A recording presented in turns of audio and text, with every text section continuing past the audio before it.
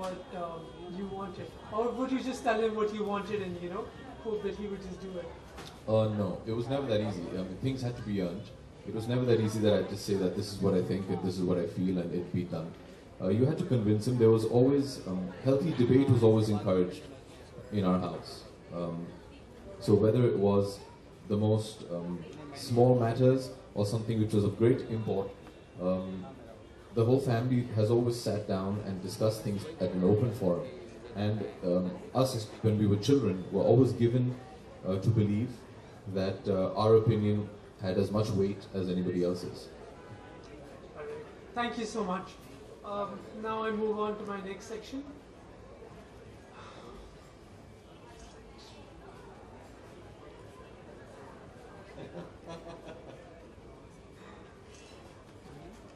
Life is not a piece of cake or a bed of roses.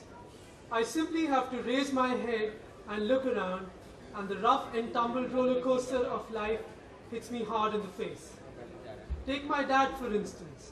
I have rarely seen him return home from work before 9 p.m., utterly tired and pretty much exhausted, despite his plush air-conditioned office.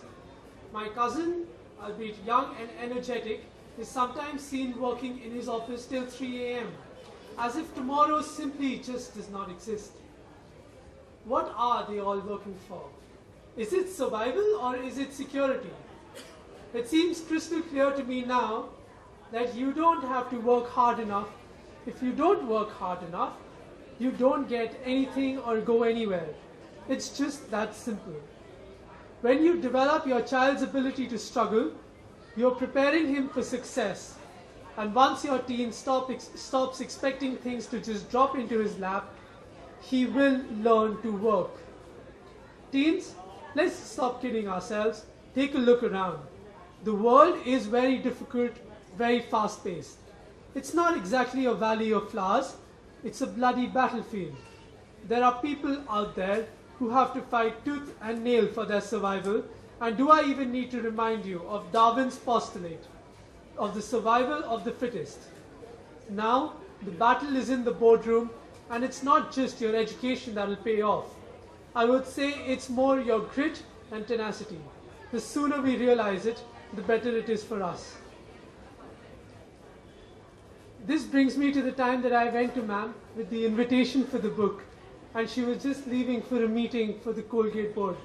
Ma'am, what do you think? What do you think it will matter in the coming years when people will actually be reading this book and trying to parent their difficult teenagers? I think it'll be very, very helpful, but I must say, this is almost like an exam for us. I was just telling Abhishek. He reads the book and he asks us a question. Okay, but I hope we are successfully answering all your questions. I just want to take you off on a couple of other tangents. First of all, you've said over there for a 16-year-old, he must struggle, and if he doesn't work hard, he's not going to get anywhere, and so on. Something that worked with my 16-year-old was tell him exactly the opposite of what you want him to do. If you want him to work, tell him, hey, you worked very hard, just sleep it now, relax, chill, go out. And you see the responsibility that they take on. The minute you relax, the minute you tell them, don't do this, they will do that. So that's one of the things, but that's jokes apart. I'm going to take this analogy about parenting more seriously to us in the education field. I think a lot of these lessons are here for the teachers and for principals and for educators.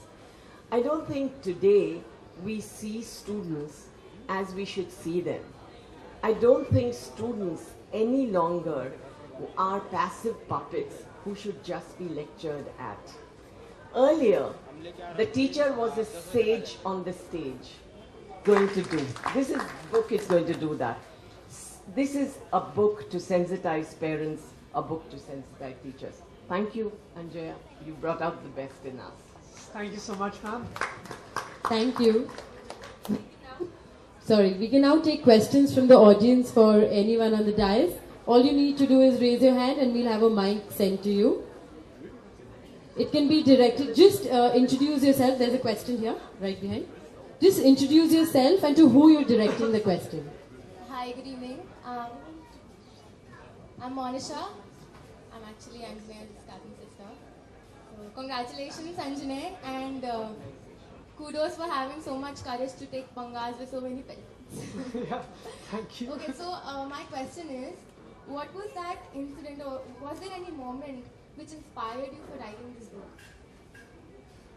What actually inspired you for writing this book? Actually, I don't think there was one defining moment, like a linchpin, that just propelled me to write this book. It was more a series of events.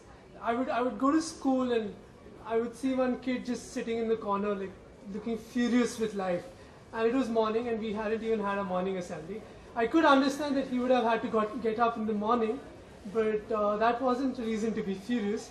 So I went and I asked him what happened, and then, you know, the disturbing stories that I used to hear just made me think that why is this even happening? So there was a parent who made his child into a murga, squat down and hold his ears, just because he called his mother Yar by mistake. And that's just one thing I got to hear. There are many others like that. So, you know, these things just make you think and make you wonder that why is this even happening in households? Like, it's not that the parents don't like their children. Obviously they do. But they're treating them so badly. So, that's what. Hi, Anjaneya. First of all, congratulations. I'm also a JECO author, so Thank I you. can firsthand appreciate the awesomeness of your moment of sitting over here and speaking to people and having your book opened. And I think you're very fortunate to be part of JECO, and Akash and everybody is a wonderful team. Yeah, excellent team. That being said, I wanted to ask you, what professional studies do you plan to pursue? Okay, that is a very difficult question again. Sorry, maybe you don't want me to ask, it's okay. So initially in fact we can relate that to the conversation we had in Ma'am's room the other day. So I'm done, I was planning to do CA, and Okay. but I felt it was too boring. But Oh, Ma'am dear. is encouraging me to stick with it and Okay. complete it. And let's see, I've not planned anything out yet. Well, we look forward to more books from you also, other than what you've written Yeah, wonderfully. definitely. And it's an achievement in itself. I think to write a book first at your age, studies and everything, and the blues that go along with it, and being a part of JECO's team. So I think it's a double victory. Thank And really, all the best and congratulations, really. All right, thank you so much. अभिषेक, आपसे मेरा एक सवाल है।